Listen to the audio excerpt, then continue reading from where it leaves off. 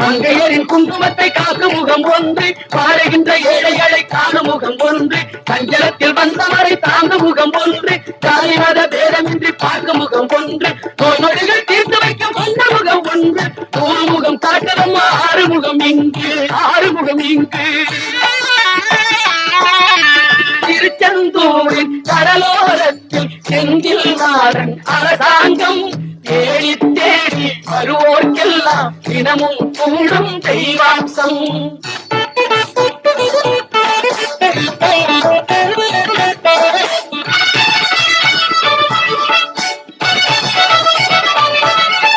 பொன்னழகு மின்னி வரும் வண்ணமயில் கந்தா, கண்மலர் தன்னருளை காட்டி வரும் கந்தா.